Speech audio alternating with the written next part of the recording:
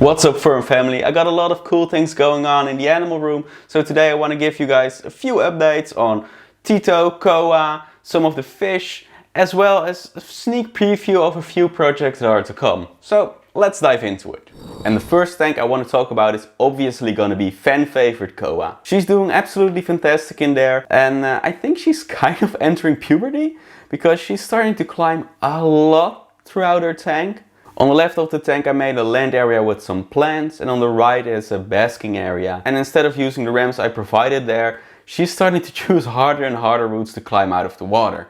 Climbing nearly 90 degrees straight upwards from the back of the basking area or on this side of the land area. On top of that, she's also exploring the walls of her tank, climbing nearly to the top of them. All of this is of course really fun to see, but it's also really assuring to me. This species is a terrible swimmer, and something that can happen to this species is that they drown.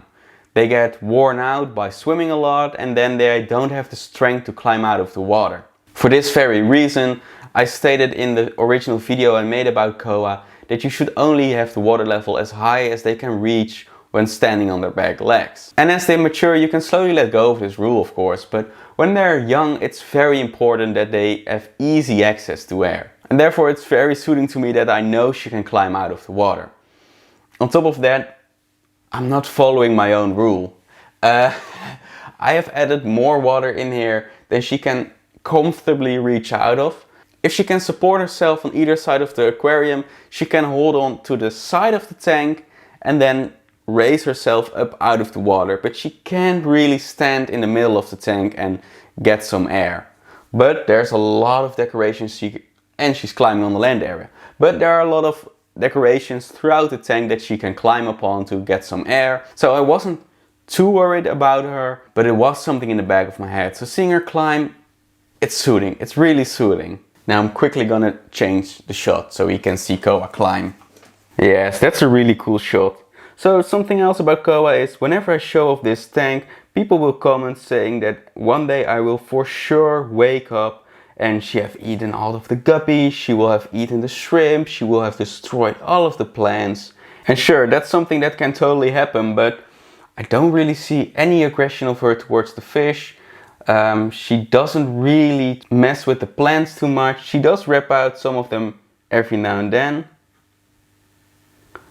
Yes, great jump, Koa. You definitely are not trampling the plants, just as I'm saying you leave the plants mostly alone. Why do you do that, Koa?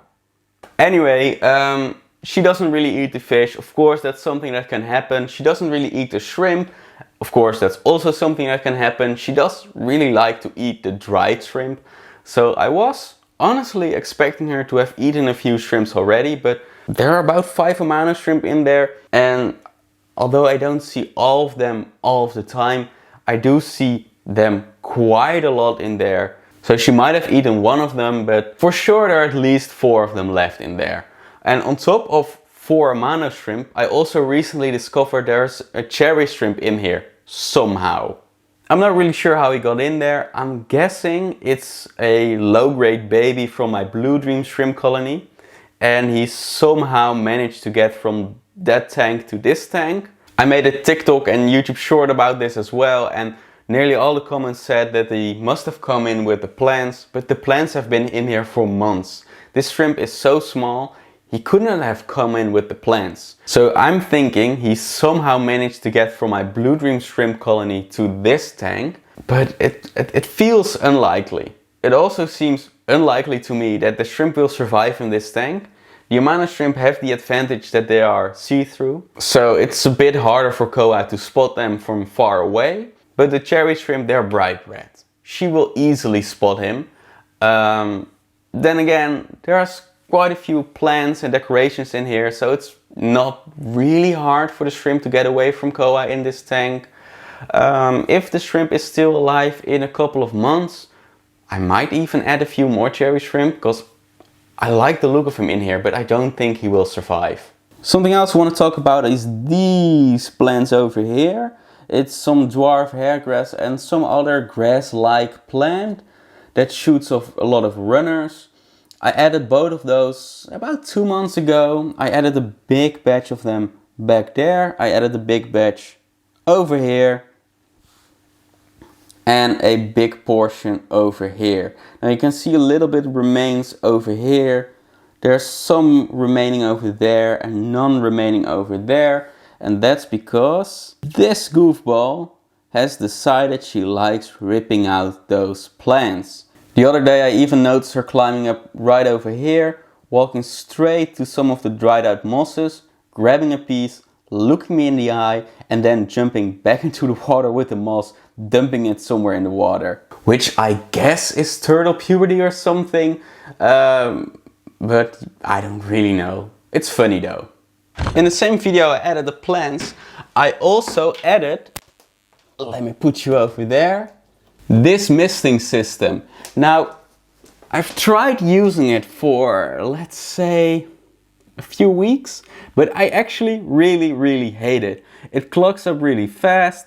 My tap water is really hard, so as this spray becomes less and less accurate, it starts to spray on the glass, and if I don't wipe it down immediately, it will create a lot of these hard water stains, which are ugly. So actually, for the few months that it's been in here now, I've only used it about a week or two, and ever since that, I decided I don't like it anymore.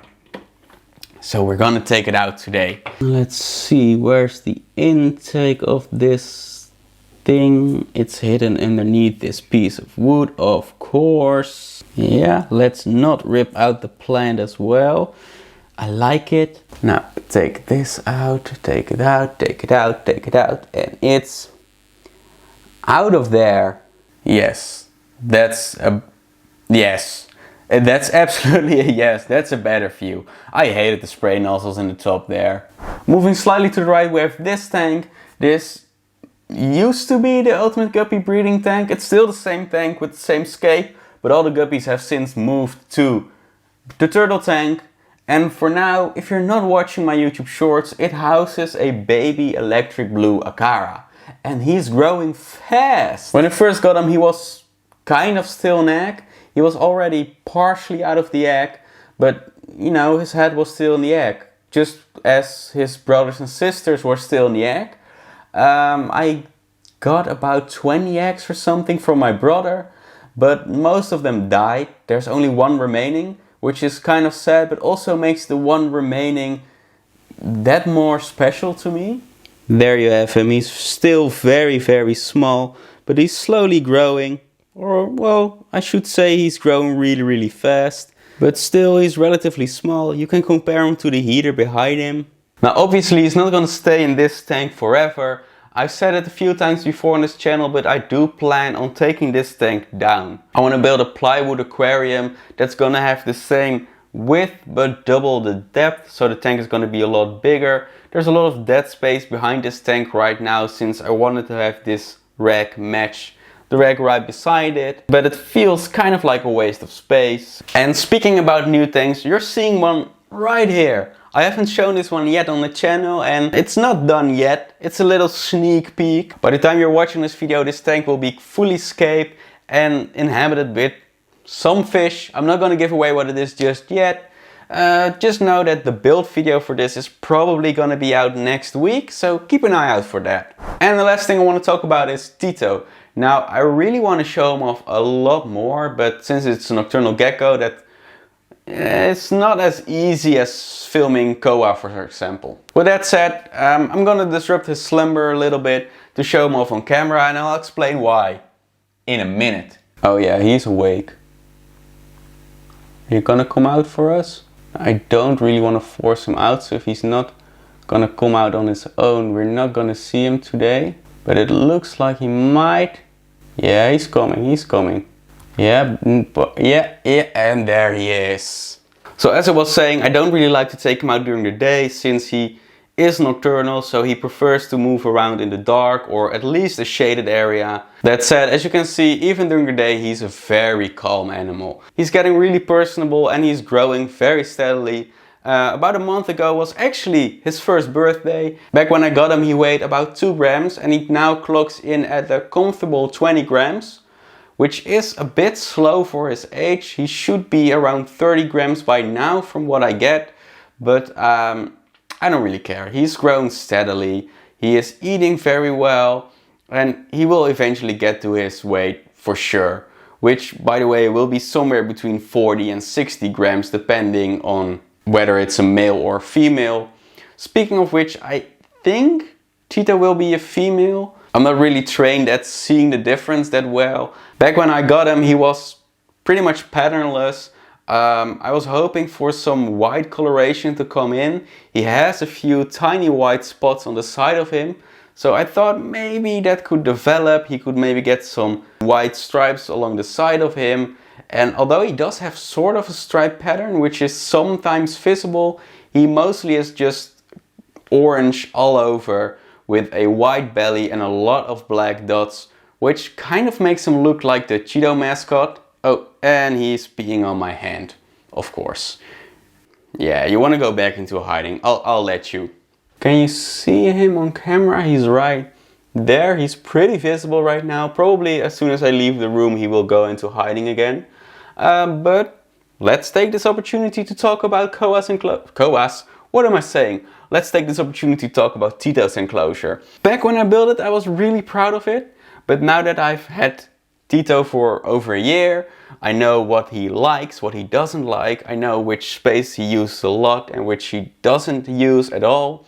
And it kind of makes me regret a few choices I made when I was building this thing. The core crowns, both the vertical one over here and the horizontal one over there, I thought they would be great hiding places for Tito to just sleep during the day. But as far as I can tell, he hates them. He never goes inside of them, and it kind of makes sense. When you're sleeping, you want to be hidden, you don't want to get disturbed, you don't want to be easily found and, well, eaten is basically what he thinks about. And sleeping in one of those comes with a lot of open space around you.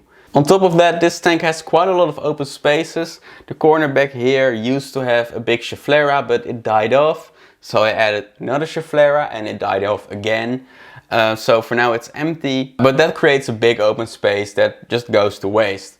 So when I come to check on him at night, there are only a few places he ever visits. So he's often on top of this core ground. He walks over this from the left side of the tank to the right side of the tank very often. So this is also where he now places his food, so that I'm sure he will find it every night. When he's feeling confident, he walks all the way to the front and perches on this branch, looking over the entire reptile room. And other than those two places, he mainly walks across the side panels. And that's really it for walking around in the tank. Which really tells me one thing: I didn't do as good as a job designing this tank as I could.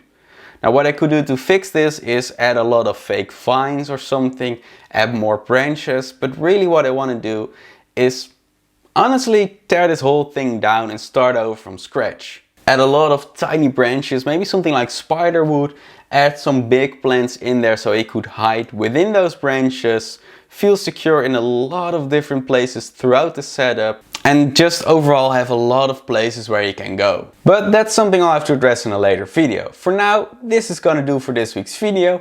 I really hope you enjoyed it, and be sure to check in next week as we're gonna build this aquarium. And for now I say you should watch this video next to see how I make a picture frame terrarium. This one actually. It's cool, go watch it.